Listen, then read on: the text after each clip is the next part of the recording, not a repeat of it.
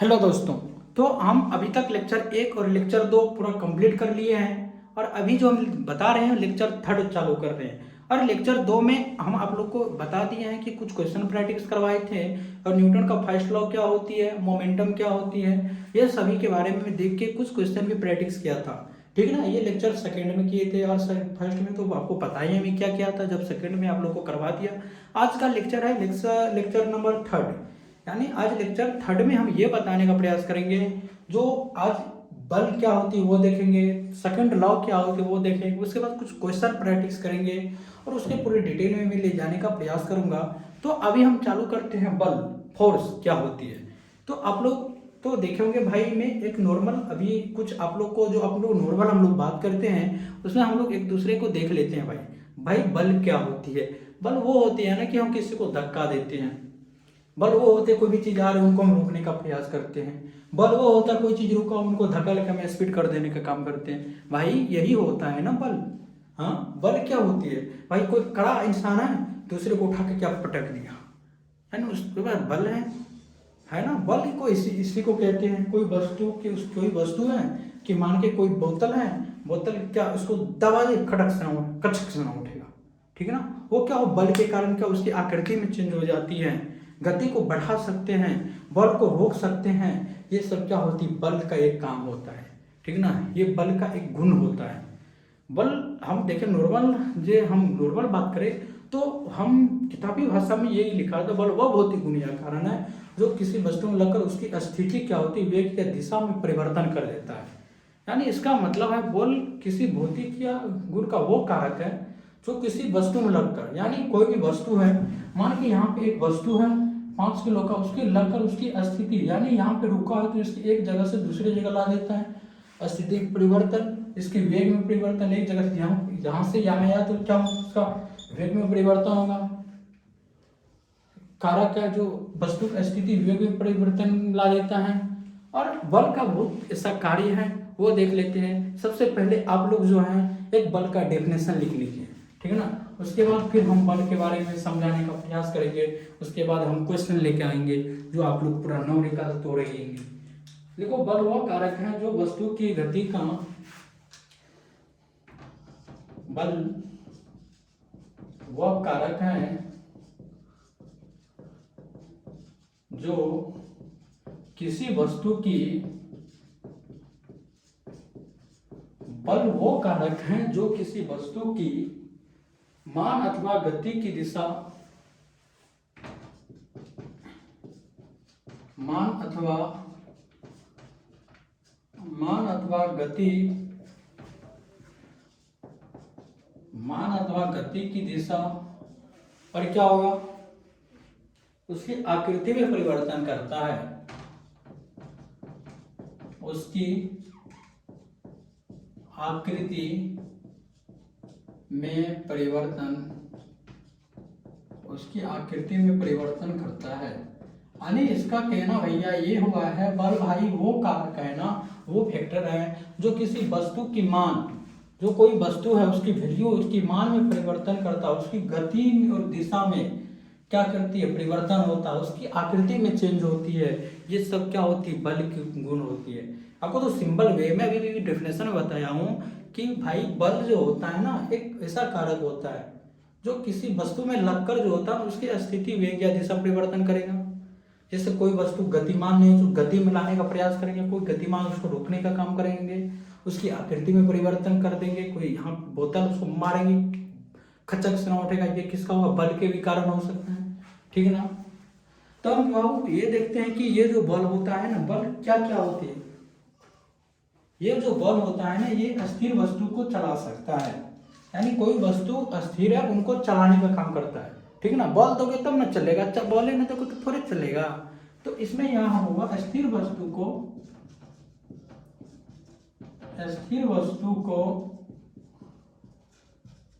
चला सकता है कौन, बल। और दूसरा क्या होता है, उसकी आकृति बदलती है। ठीक ना, आकृति बदल सकता है, ये सब थ्योरी है जो आपको काम देगा। ये ऐसा भी कोई भी नेट में जो क्वेश्चन होता है कि ज़्यादा होता है कि थ्योरी से भी पूछ देता है, ठीक ना। तो हम लोग को कंफ्यूज हो जाता है, भाई मैं थ्योरी उतना पढ़ा नहीं, इसलिए मैं क्या करता हूँ थ्योरी और जो क्वेश्चन एक साथ ही लेके चलता हूँ। थ्योरी खत्म हो उसके बाद मैं क्वेश्चन उससे करवाता हूँ, ठीक ना। तो आकृति बदल देता है, ठीक ना। आकृति बल, अरे यार क्या हो गया, आकृति बदल सकता है,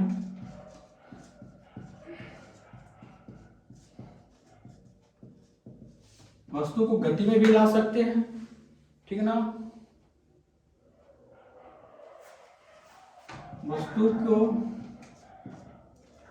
वस्तु का वेग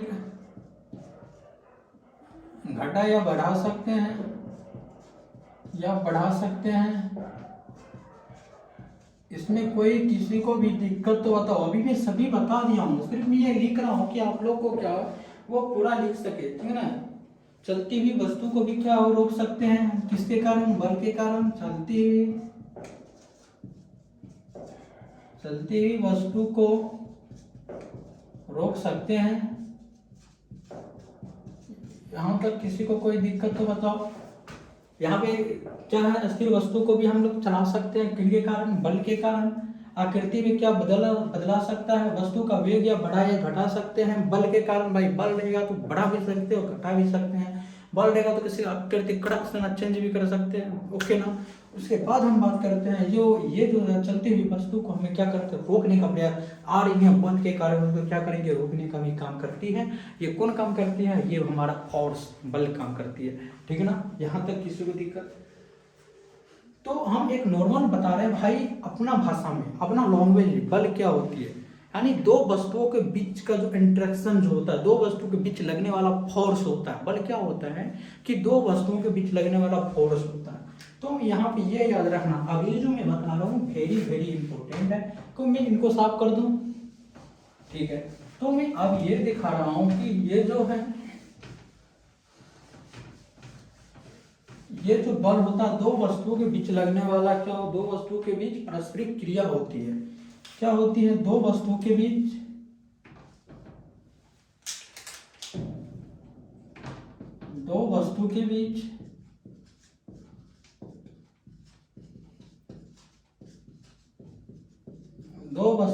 पारस्परिक क्रिया होती है।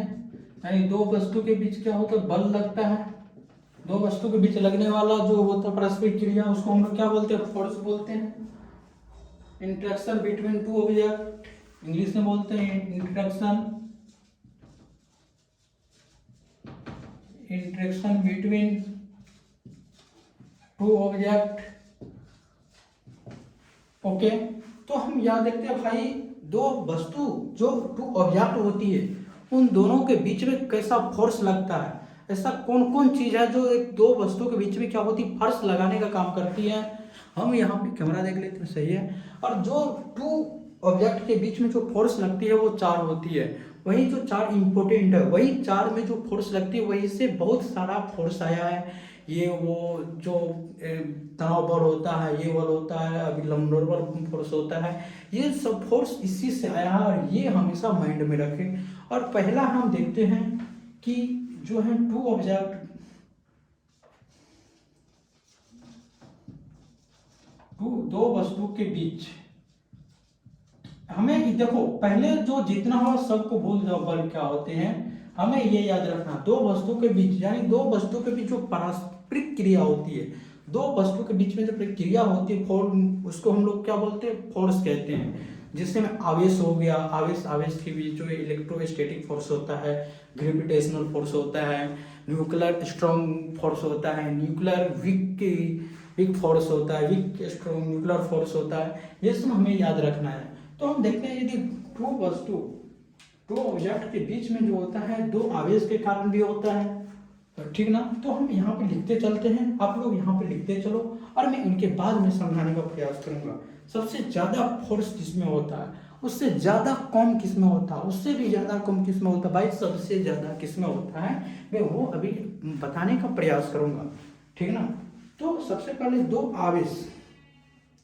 जो दो आवेश में के बीच में जो फोर्स लगता है, दो आवेश के बीच में यानी दो चार्ज के बीच में जो, उसको हम लोग क्या बोलते हैं, इलेक्ट्रोस्टैटिक फोर्स। क्या बोलते हैं, जो आवेश के जो बीच में जो फोर्स लगता है उनको हम लोग क्या बोलते हैं। जो अभी बल के बारे में बता रहे हैं, बहुत इंपॉर्टेंट है, ठीक है ना। पहले इनको देख लो, उनके बारे में हम लोग बात करेंगे, ठीक है ना। टाइम मिलने पर हम लोग बात करेंगे। तो दो चार्ज के बीच में जो फोर्स लगता है उनको हम लोग क्या बोलते हैं, इलेक्ट्रोस्टैटिक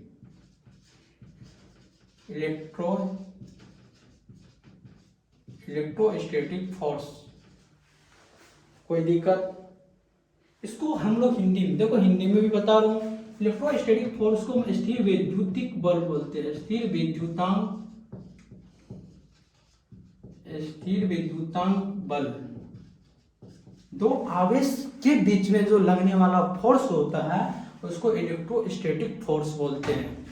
चार फोर्स बताएंगे भाई, ये वेरी वेरी इंपॉर्टेंट है, हमेशा माइंड में रखो। और यहाँ पे पहला, दो आवेश के कारण जो दो आवेश के बीच में जो फोर्स लगेगा उसको हम लोग क्या बोलते हैं, इलेक्ट्रोस्टैटिक फोर्स बोलते हैं। कैमरा सही है ना? सही है। उसके बाद हम चालू तो है ना, तो हम देखते हैं दो चार्ज के बीच में जो फोर्स लगता है उसको हम इलेक्ट्रोस्टैटिक फोर्स बोलते हैं, ठीक है ना। तो अब हम दूसरा देखते हैं भाई, कि दूसरा जो होता है ना, दो द्रव्यमान, दो मास के बीच में जो दो द्रव्यमान, दो मास के बीच में जो फोर्स लगता है भाई उनको क्या बोलते हैं। दो मास के बीच में जो फोर्स, दो मास यानी एक द्रव्यमान और दूसरा द्रव्यमान के बीच में जो फोर्स लगेगा r दूरी पे, उनको हम लोग बोलते हैं ग्रेविटेशनल फोर्स। जो न्यूटन में, इस सब भाई न्यूटन और बाबा का खेल है, ठीक है ना। तो जो ग्रेविटेशनल फोर्स जो होता है एक चैप्टर है, जो ये जो हम न्यूटन लॉ ऑफ मोशन खत्म करेंगे और ग्रेविटेशनल फोर्स पे आएंगे। याद रखना, ये जो ग्रेविटेशनल फोर्स होता है सबसे वीक फोर्स होता है, सबसे कमजोर फोर्स पूछा जाए तो ये कौन हुआ, ग्रेविटेशनल फोर्स। अभी लिख देते हैं, दो द्रव्यमान के बीच में जो फोर्स लगता है भाई उसको क्या, ग्रेविटेशनल फोर्स। यहाँ दो वस्तु के बीच परस्पर क्रिया होती है, दो वस्तु के बीच में लगने वाला बल होता है, दो वस्तु के बीच जो परस्पर क्रिया होगी उनको हम लोग क्या बोलते हैं, फोर्स बोलते हैं, बल बोलते हैं। यानी दो आवेश में हम इलेक्ट्रोस्टैटिक फोर्स बोल देंगे, कोई दिक्कत, जिसको हिंदी में स्थिर विद्युतांक बल बोलते हैं। हम यदि देखें दो द्रव्यमान, दो मास के बीच में जो फोर्स लगता है उसको हम लोग क्या बोलते हैं, उनको हम लोग बोलते हैं gravitational force. GravitationAL, gravitational force. इसको हिंदी में हम बोलते हैं, हिंदी में क्या बोलते हैं, हिंदी में बोलते हैं गुरुत्वाकर्षण बल। क्या बोलेंगे इसको हिंदी में, गुरुत्वाकर्षण बल बोलते हैं। कोई दिक्कत? अब अगला है भाई, दो आवेश पढ़ लिए, दो आवेश के बीच में इलेक्ट्रोस्टैटिक फोर्स लग जाएगा, दो ग्रेविटेशनल फोर्स के बीच में, दो मास के बीच में कौन लगेगा, ग्रेविटेशनल फोर्स लगेगा। थर्ड में क्या है भाई, थर्ड में ये है, कैमरा सही है ना भाई, कैमरा को देखना पड़ता है भाई, कैमरा जो है ना बहुत धोखा देता है, ठीक ना। तो तीसरा में है दो नाभिकीय कण के बीच लगने वाला। क्या है, दो नाभिकीय कण, दो नाभिकीय यानी न्यूक्लियर पार्ट, जो दो नाभिकीय कण के बीच में जो लगने वाला फोर्स होता है उनको क्या कहते हैं, यानी न्यूक्लियर फोर्स। तो स्ट्रॉन्ग न्यूक्लियर, दो न्यूक्लियर फोर्स, तो जो दो न्यूक्लियर पार्टिकल्स होता है, दो न्यूक्लियर पार्टिकल्स हैं, दो नाभिकीय कण के बीच जो लगने वाला फोर्स होता है उनको हम क्या कहते हैं, उनको एक होता है स्ट्रॉन्ग न्यूक्लियर फोर्स होता है, एक होता है वीक न्यूक्लियर फोर्स। दो नाभिकीय पार्टिकल्स के बीच में जो फोर्स लगेगा उसको बोलते हैं क्या, हम बोलते हैं स्ट्रॉन्ग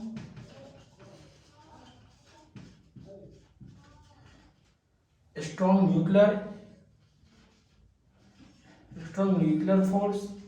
और दूसरा में हम क्या बोलेंगे, इसी का होता है दो नाभिकीय कण को, दो न्यूक्लियर पार्टिकल के बीच में लगने वाला एक होता है वीक न्यूक्लियर फोर्स, ठीक है।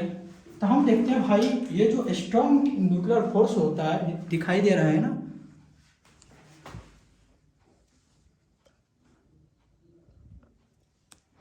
यहाँ पे 1 मिनट कुछ इश्यू हो गया है, उस इश्यू को हम काट देते हैं।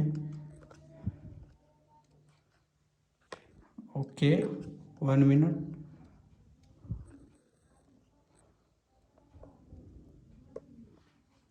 यहाँ पे सही है।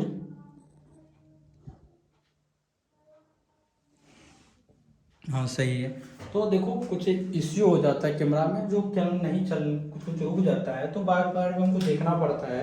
ऐसा होता कि ऐसा होता है कि 2-3 दिन ऐसा भी हुआ कि मैं पढ़ा 1-2 घंटा तो पढ़ा चुका था, लेकिन फिर से मुझे उसे बताना पड़ा क्योंकि कैमरा ऑफ हो गया था, ठीक ना। इसीलिए बीच बीच में मुझे देखना पड़ता, भाई कैमरा तो ऑफ नहीं हो गया, ठीक है, पता नहीं क्या गड़बड़ी है। तो एक होता है ना, दो जो न्यूक्लियर पार्टिकल उनके बीच में जो लगता है उसको क्या मजबूत, इसको बोलते हैं मजबूत। हिंदी में क्या लिखे, स्ट्रॉन्ग न्यूक्लियर फोर्स हिंदी में क्या बोलते हैं, मजबूत नाभिकीय बल। सही है, मजबूत नाभिकीय बल, स्ट्रॉन्ग न्यूक्लियर फोर्स। और इसको हम एक और है, उसको वीक न्यूक्लियर फोर्स, उसको हम क्या बोलते हैं, कमजोर नाभिकीय बल। कोई दिक्कत? तो हम सबसे भाई यहाँ पे ये बात करते हैं, कैमरा फिर से है। तो हमारा जो ये फोर्स है, बल है, ये सबसे ज़्यादा मजबूत कौन होता है? दो आवेश के बीच में लगने वाला फोर्स, इलेक्ट्रोस्टैटिक फोर्स, ये मजबूत होता है, या दो द्रव्यमान, दो मास के बीच में लगने वाला फोर्स, ग्रेविटेशनल फोर्स, ये ज़्यादा होता है, या तो नाभिकीय यानी जो न्यूक्लियर पार्टिकल्स के बीच में जो लगने वाला फोर्स होता है वो सबसे बड़ा होता है, कौन होता है? तो मैं देखो यहाँ बता रहा हूँ, सबसे मजबूत जो फोर्स होता है ना, यहाँ पे हम किस कलर से लिखूं, ब्लैक कलर से।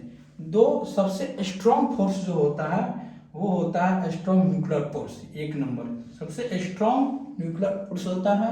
सेकेंड नंबर में कौन होगा, इलेक्ट्रोस्टैटिक फोर्स, तो आवेश के बीच में लगने वाला जो फोर्स होता है, सेकेंड नंबर में ये होगा। और थर्ड नंबर में क्या होगा, वीक न्यूक्लियर फोर्स, जो ये होगा। 4 नंबर में होगा ग्रेविटेशनल फोर्स, यानी सबसे बेकार फोर्स बोला जाए तो ग्रेविटेशनल फोर्स होता है, जो दो मास के बीच में लगने वाला फोर्स के कारण होता है, उनको हम लोग क्या बोलते हैं, तो द्रव्यमान।